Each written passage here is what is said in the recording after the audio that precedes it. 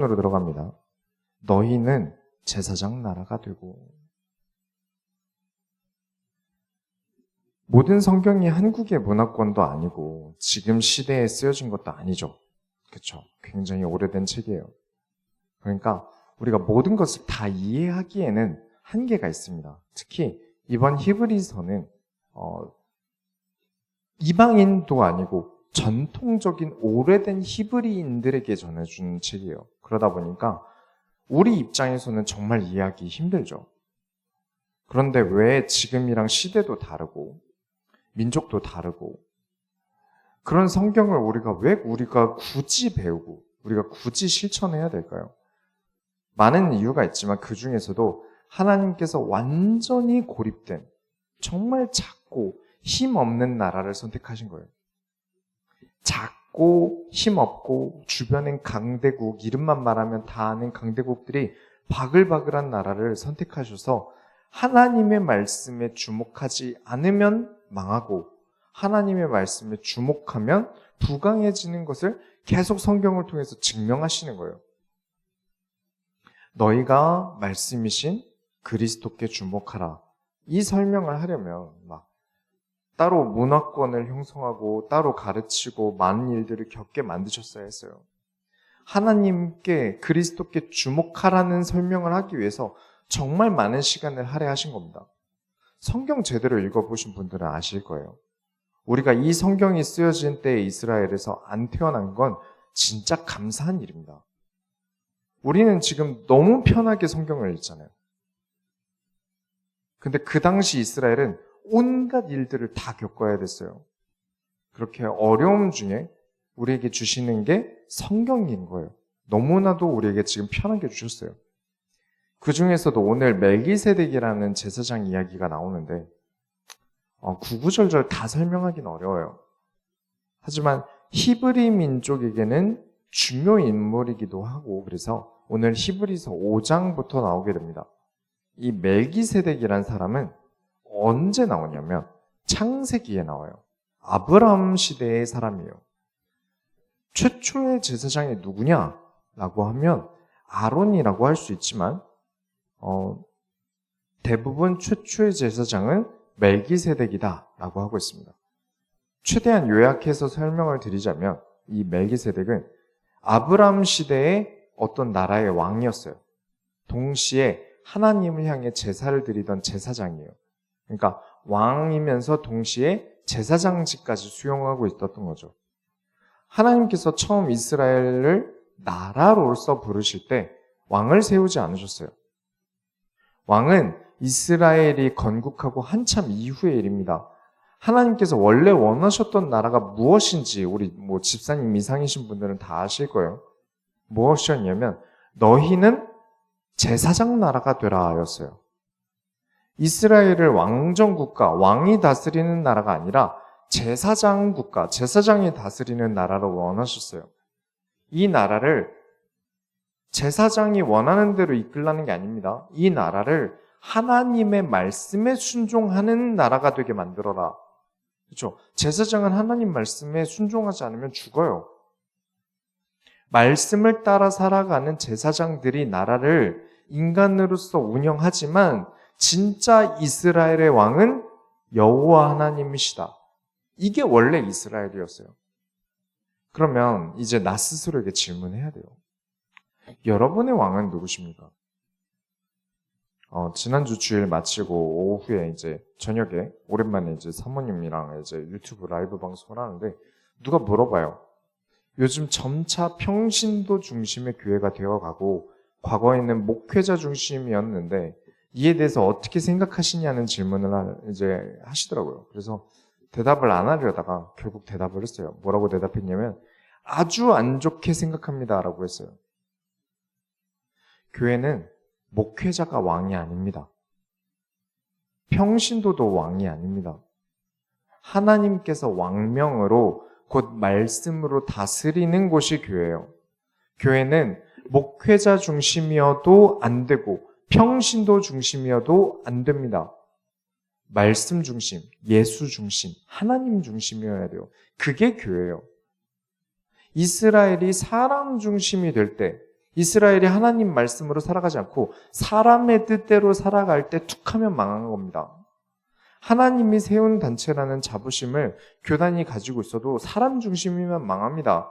교회가 아무리 교회라고 해도 간판이 교회라고 교회 아닙니다. 자주 말씀드리죠. 교회 건물에 무슨 교회라고 교회 간판 걸려있다고 해서 그게 교회가 되는 게 아니에요. 간판을 교회라고 말하면 이단 사이비도 교회가 됩니다. 교회가 하나님 중심이 아니라면 그건 교회가 아니라는 거예요. 말씀은 곧 하나님이신데 그분이 육신을 입고 오신 분이 예수님이십니다. 교회가 하나님의 집이라고 말하고 싶다면 교회는 반드시 하나님의 말씀이 살아서 역사해야 됩니다. 왜냐? 교회의 왕은 하나님이시니까요. 4장 12절에 하나님의 말씀은 살아있고 활력 있어 좌우의 날선 어떤 검보다 예리하며 혼과 영과 및 관절과 골수를 찔러 쪼개기까지 하며 또 마음의 생각과 뜻을 판단하나니 하나님의 말씀은 살아있습니다. 교회의 가정에 나 자신에게 하나님의 말씀이 살아서 역사되어야만 합니다.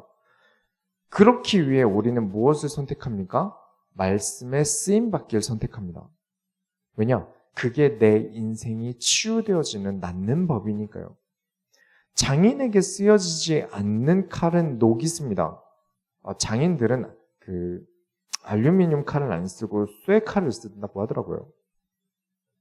계속 쓰여져야 이 칼을 계속 쓸 거여야 나를 갈아주는 수고도 하고 닦아주는 수고도 할 거 아닙니까? 그리고 말씀에 쓰여야 하는 이유는 내 선택보다 말씀의 선택이 더 낫기 때문입니다. 내 선택은 망하는 길이 될 수 있는데 말씀의 선택은 망하지 않는 길이라는 거예요. 마음의 생각과 뜻을 무엇이 판단하죠? 말씀이 판단합니다. 나보다 나은 판단을 내리신단 말이에요. 그래서 왕이며 제사장인 멜기세덱보다 더 나은 존재는 예수님이시다. 이 멜기세덱의 주도하에 히브리 민족의 조상 아브라함이 예배를 드리고 11조를 냅니다.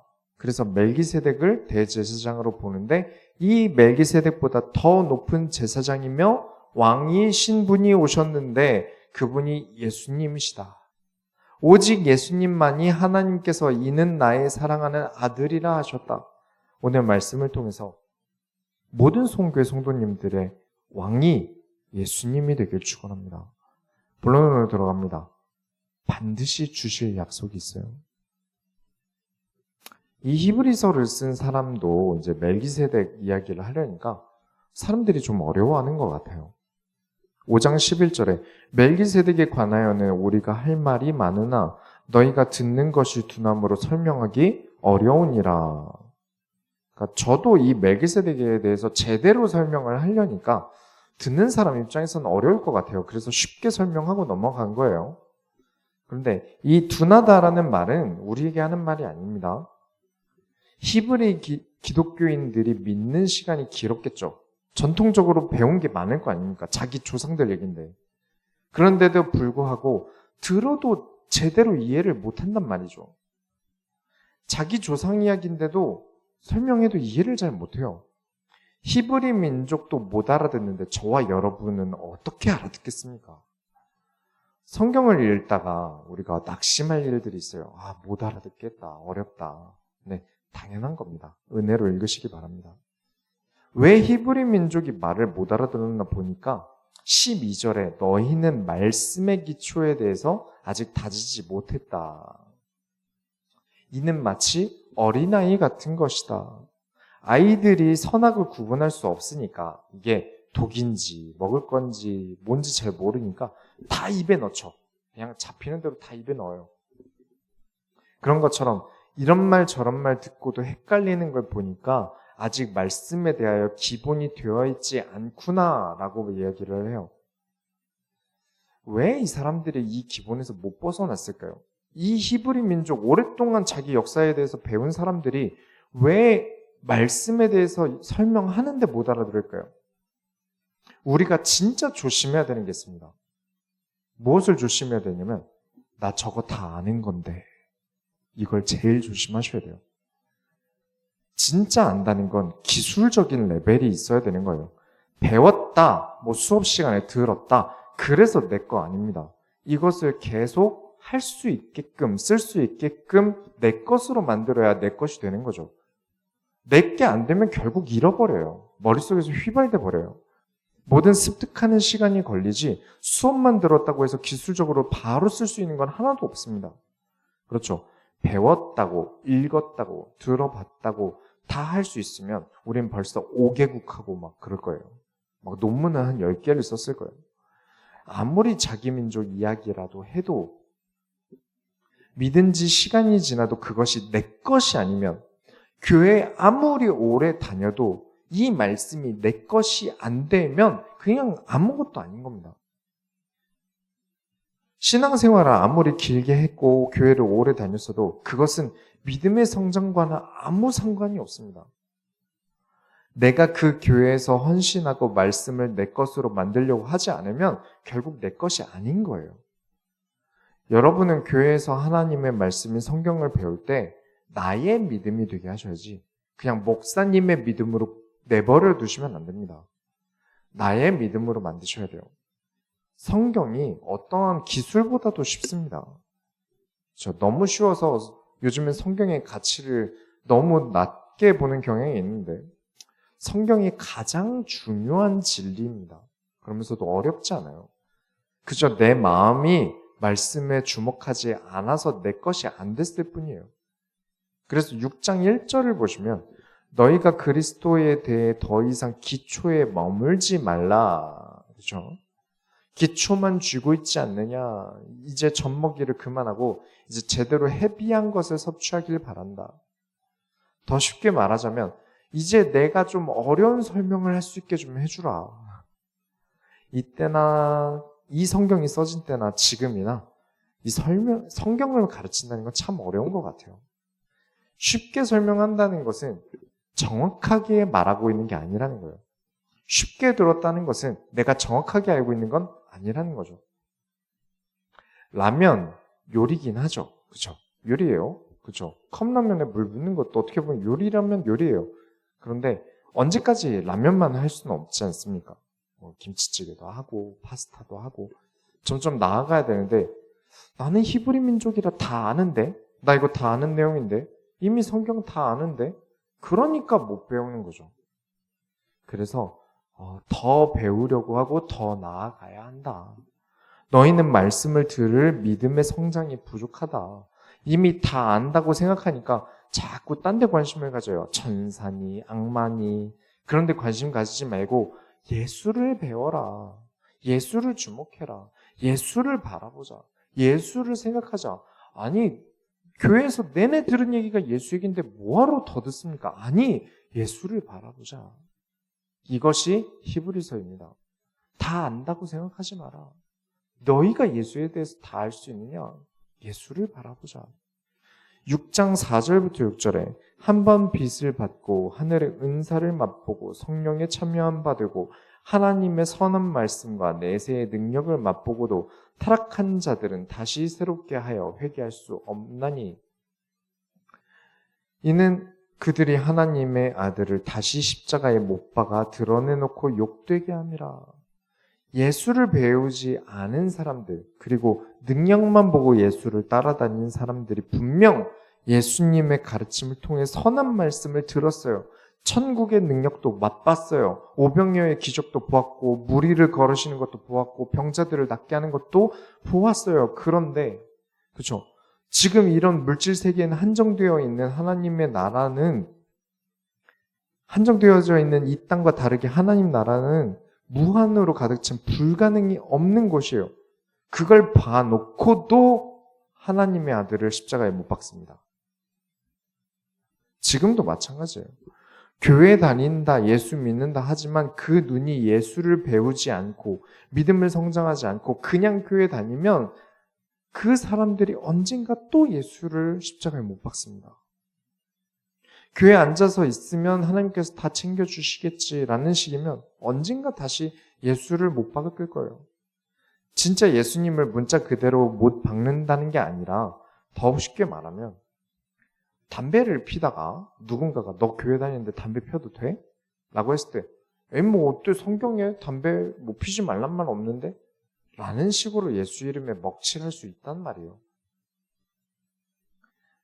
담배 펴도 되고요. 술 마셔도 됩니다. 그런데 하려거든 시험 드는 사람이 없을 때 해야 되는 거예요. 내가 예수를 부끄럽게 만들어서는 안 되는 겁니다. 내가 하나님을 창피하게 만들면 안 돼요. 우리가 육신의 부모님을 창피하게 만드는 행동하면 됩니까? 안 됩니까? 우린 알고 있어요. 그러면 안 된다는 것을요. 근데 하늘의 아버지에 대해서는 상관없나 봐요. 교회를 다닌다면서 세상을 어지럽히는 사람들이 많아요. 왜 그럴까요?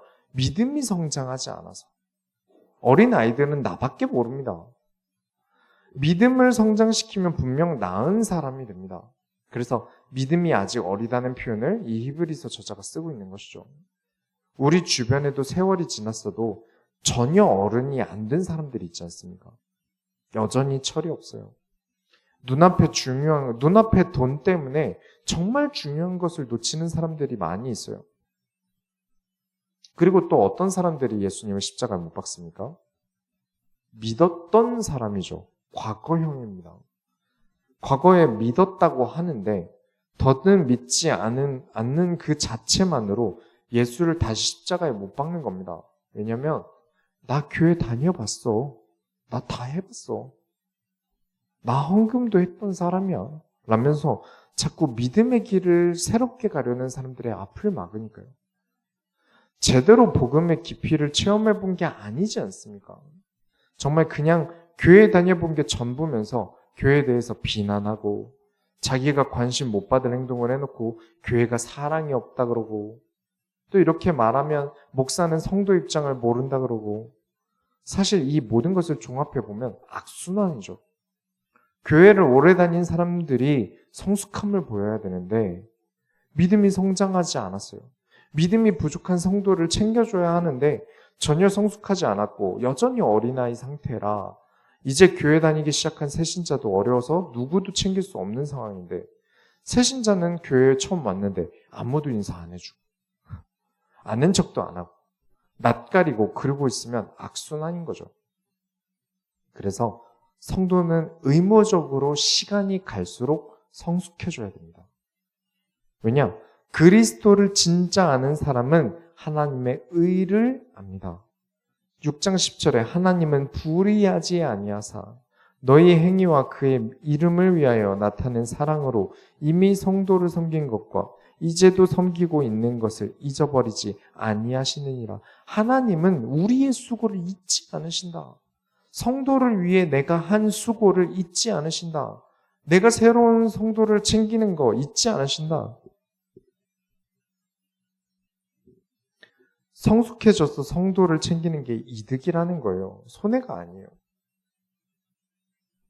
때로는 어떤 어린 친구에게 커피 한 번 안 사본 사람이 내가 번 돈으로 왜 내가 애들을 챙기고 성도를 챙기냐?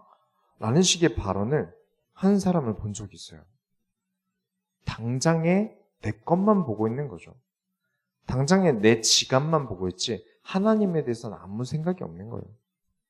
6장 11절부터 12절에 우리가 간절히 원하는 것은 너희 각 사람이 동일한 부지런함을 나타내어 끝까지 소망의 풍성함에 이르러 게으르지 아니하고 믿음과 오래 참음으로 말미암아 약속들을 기업으로 받는 자들을 본받는 자 되게 하려는 것이니라.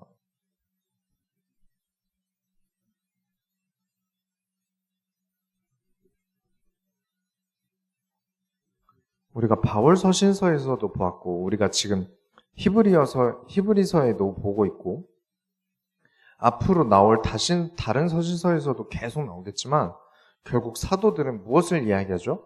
삶을 건드립니다.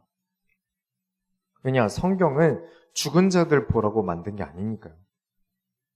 자는 자를 위해 쓴 책이 아니라 살아가는 자를 위해 쓴 책이에요. 소망을 향하여. 그런데 사도들이 기대했던 소망이 무엇인지 아십니까? 사도들은 한 가지의 소망을 품었어요. 예수님 빨리 보고 싶다. 이게 최고의 소망이었어요. 빨리 세상에 하나님 나라가 임해서 모든 사람들에게 천국 복음이 전파되어서 예수님께서 빨리 오셨으면 좋겠다. 내가 너무나 사랑하는 예수님 빨리 보고 싶다. 그 마음으로 매를 맞은 날에도 말씀을 전하러 가고 죽음의 위기에서도 어떻게든 하나님 나라를 전파합니다. 예수님 다시 보기 위해서 인생을 다 바쳐서 달렸어요. 언제나 예수님께 주목했던 사도들이 우리에게 이야기합니다. 예수를 주목하자. 예수를 바라보자. 그렇기 위해 부지런했으면 좋겠다. 예수님 오시면 못 알아보는 일 없었으면 좋겠으니 예수님을 배워라. 예수님께서 어서 오시게 예수님을 위해 일할 수 있는 사람이 되었으면 좋겠다. 예수님 없이는 하루도 살아갈 힘이 없으니 예수를 바라봐라. 게으르게 교회는 목사가 하는 거고 하나님 나라의 일은 은사 있는 사람이 하는 거고 난 그런 거 모르겠다. 그러지 말고 너희가 약속을 기업으로 받은 자가 되라. 구원받은 자를 이야기합니다. 약속대로 그리스도께서 오셨으니까요. 너는 그리스도의 일을 할 사람이야. 그건 어떤 큰 은사를 받고 어떤 그런 거에 대한 특별한 은혜를 받아서 하는 게 아니라 모든 하나님 자녀는 그리스도라는 특별한 은혜를 입은 사람들이 하나님 나라의 일을 해야 될 사람들이야. 바울도 이 히브리서의 저자도 동일한 이야기를 합니다. 13절부터 보시면 하나님께서 아브라함에게 약속을 하셨어요. 보통 약속이면 더 큰 기관에 보고를 하잖아요. 단순히 이 교회 건물을 계약한 걸로 생각해 보면 저와 집주인만 계약을 하면 이게 문제가 될 수 있어요. 그래서 국가기관에 이제 신고 같은 걸 하는 거잖아요. 그런 것처럼 고대로부터도 당연히 구두 계약이라는 것은 누군가는 거짓말하고 사기를 칠 수 있기 때문에 계약자가 더 큰 보증을 할 수 있는 증인을 세워야 돼요. 근데 하나님과 아브라함이 계약을 맺는데 하나님보다 더 큰 존재가 있습니까? 없죠. 그래서 하나님께서 스스로 맹세를 하셨어요. 무슨 약속을 하시냐면 6장 14절부터 15절에 이르시되 내가 반드시 너에게 복을 주고 복 주며 너를 번성하게 하고 번성하게 하리라 하셨더니 그가 이같이 오래 참아 약속을 받았느니라. 그러니까 아브라함이 하나님께서 너를 위해 많은 것을 준비했다. 약속했는데 아브라함에게는 온갖 죽을 위기와 자기 손으로 아들까지 죽일 뻔한 일들이 생겨요. 그 정도면 포기할 만한데 그러나 믿었다. 사고도 많이 치고 실수도 많이 했는데 그러나 믿음만큼은 변치 않았다. 아브라함이 생각한 번성은 자기가 애를 많이 낳는 거라고 생각했는데 그게 아니라 지금 너희 많은 히브리 민족이 다 누구 후손이냐? 이 하늘의 별과 같이 많은 이 후손들이 누구 후손이냐? 아브라함 후손 아니냐? 아브라함이 그 당시 애를 아무리 노력해서 낳아도 한 나라를 이룰 수 없겠죠. 그러나 하나님께서는 큰 그림을 그리신 거예요. 엄청난 그림을 그리신 거죠. 그런 것처럼 저와 여러분에게 어떤 문제가 와도 좌로나 우로나 치우치지 않고 나아가야 하는 큰 이유는 결국 하나님께서는 자기가 약속한 것을 이루신다는 거예요. 이걸 믿느냐 안 믿느냐 차이예요. 믿음으로 끝까지 우리의 삶을 완주해 볼 수 있느냐 없느냐 차이입니다. 조금 문제 생긴다고 멈추고 조금 신앙생활에 뭐가 마음에 안 든다고 멈추는 게 아니라 끝까지 믿음의 길을 완주하셔야 됩니다. 결론을 내리겠습니다. 예수를 삶의 실천할 지식으로 배우셔야 돼요. 여러분, 우리가 어릴 때 뭔가 배울 때 어떻게 배웠죠? 노래로 배웠죠. A, B, C, D. 그죠? 또 기억나는 거 있으세요? 우린 그런 식으로 어릴 때 배웁니다. 우리의 신앙은 가만히 있는다고 자라는 게 아닙니다. 계속 어린아이 상태로 있을 수 있어요. 우리 정서도 마찬가지지 않습니까? 이 3살 버릇이 8까지 가요. 그래서 처음에 하나님을 배우기 위해 어린아이처럼 찬양으로 하나님을 배우는 거죠. 그런데 우리가 노래로만 학습된 건 가장 쉽게 배운 것이지, 그쵸? 그냥 라면 끓이는 법 정도 배운 것이지 깊게 배운 건 아니에요. 우리는 그래서 하나님을 배워야 된다. 한 번에 빨리 알려고 해도 탈이 나요. 천천히 조금씩 하나님과 동행하면서 배워야죠. 만일 찬양으로만 하나님을 알려고 하면 이런 히브리서의 내용들은 이해할 수 없을 거예요. 찬양으로만 배운 하나님이 전부라고 믿는다면 성경은 틀려져 버려요. 성경 뭐가 잘못됐는데? 내가 아는 하나님은 그렇지 않은데? 라고 말도 안 되는 말을 하게 돼요. 저는 찬양을 작사, 작곡을 합니다. 찬양 사역자로도 일을 했었고 찬양에 대해서도 나름 많은 연구와 고민을 했어요. 그래서 제가 내린 결론은 이성적이게 말씀을 듣고 배우고 그 말씀으로 감정적이게 기도하라고 말씀드렸죠. 찬양도 마찬가지입니다. 이성적인 말씀을 가지고 감정적으로 찬양하셔야 됩니다. 기쁨과 감사가 넘치게 찬양하셔야 돼요. 그렇지 않으면 계속 신앙을 어린 상태로 만들어둬요.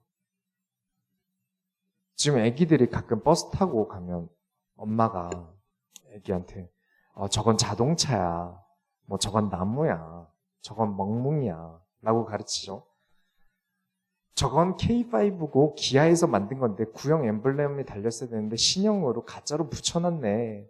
저건 벤츠 E클래스인데 S클래스보단 낫지만 그래도 우리는 저걸 절대 못 산단다.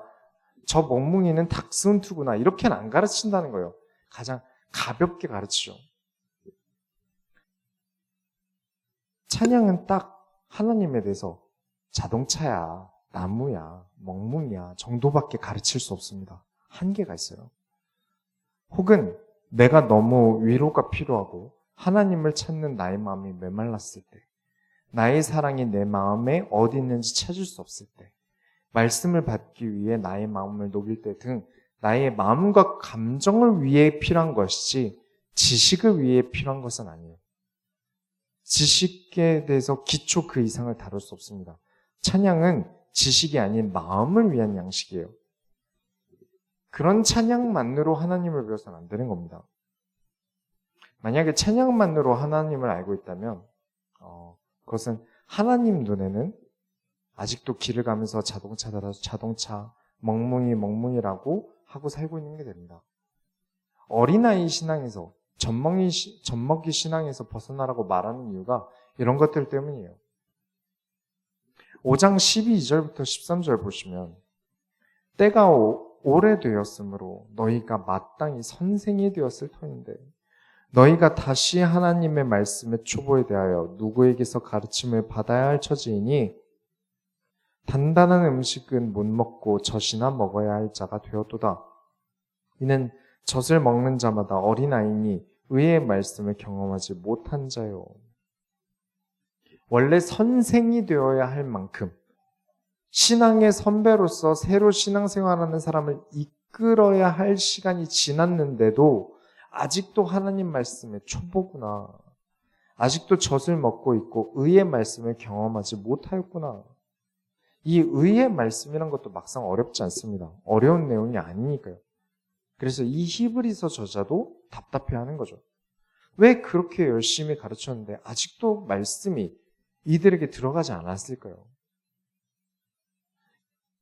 이들은 하나님에 대해 알고 싶어 하기보다는 어떤 재밌는 만화, 애니메이션 같이 천사나 모세의 기적 이런 이야기를 더 재밌게 보았던 것 같아요.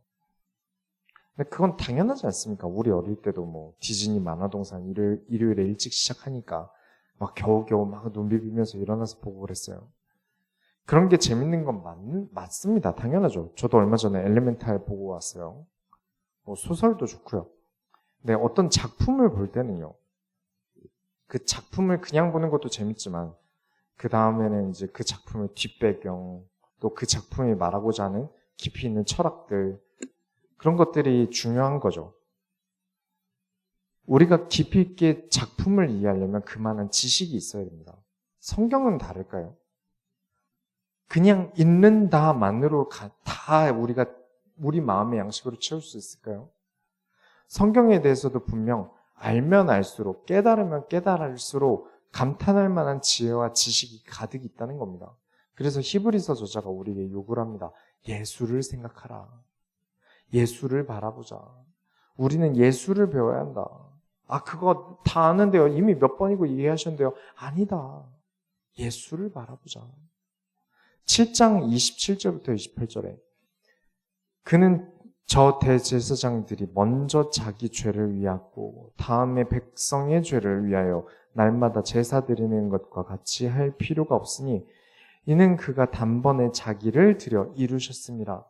율법은 약점을 가진 사람들을 제사장으로 세웠거니와 율법 후에 하신 맹세의 말씀은 영원히 온전하게 되신 아들을 세우셨느니라. 이렇게 가르치니까 당연히 재미가 없죠. 무슨 말인지 이해가 가십니까?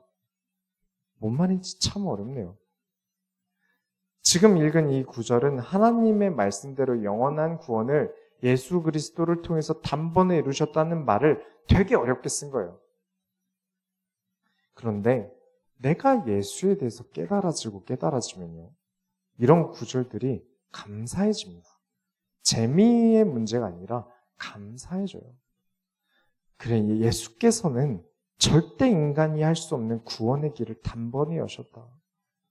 오랜 시간 수건 사업으로 해도 절대 이룰 수 없는 것을 예수님께서 십자가 한 번에 이루셨다. 그죠? 뭐 제사장이 우리에게 우리 입장에서 제사장인지 뭔지 알 빱니까? 그거 안다고 뭐 내 월급 올라갑니까? 그런데 제사장에 대해서 배우고 나면 그래, 예수님께서는 이렇게 큰 대제사장으로 오셨구나 라고 감사해진다는 거예요. 저는 많은 경험과 지식은 성경을 더욱 깊이 있게 배우게 된다고 강조를 합니다. 그래서 책도 어떤 신학책을 보기보다는 다른 지식이 성장할 책을 배우는 게 더 좋다고 생각하는 입장이에요.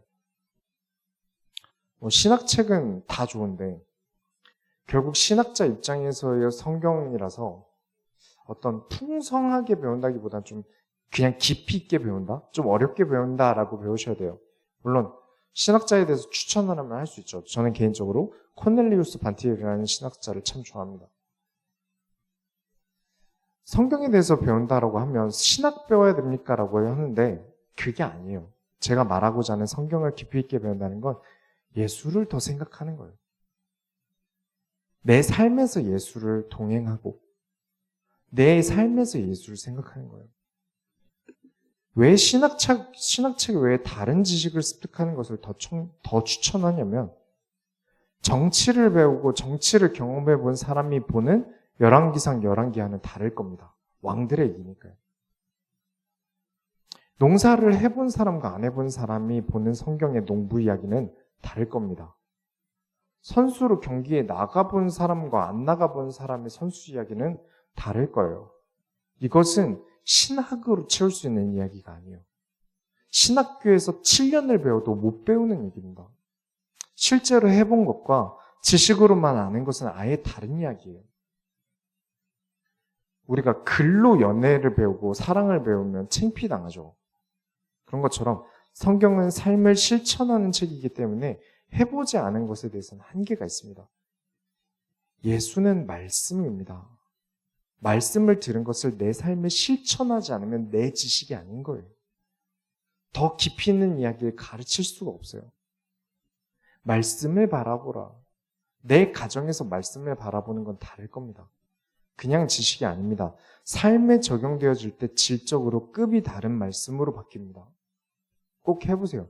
그렇게 해야만 더는 어린아이 신앙이 아니게 될 겁니다.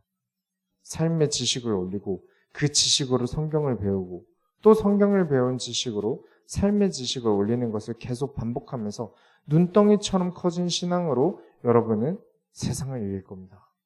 성경의 믿음의 영웅들이 그렇게 했고 이제 우리가 그렇게 해야 할 차례입니다. 예수를 평소에 삶에서 생각하라. 우리가 하나님의 소원을 이뤄드립시다. 하나님 감사합니다. 지금의 어려움에서도 지금의 힘든 상황에서도 사람을 찾기보다 하나님을 생각하고 예수를 생각하고 말씀을 생각함으로 이 세상을 이기는 지혜가 있게 하여 주옵소서. 살리신 예수 그리스도의 이름으로 기도드렸습니다. 아멘. 찬송가 428장 찬양하시면서 준비하시면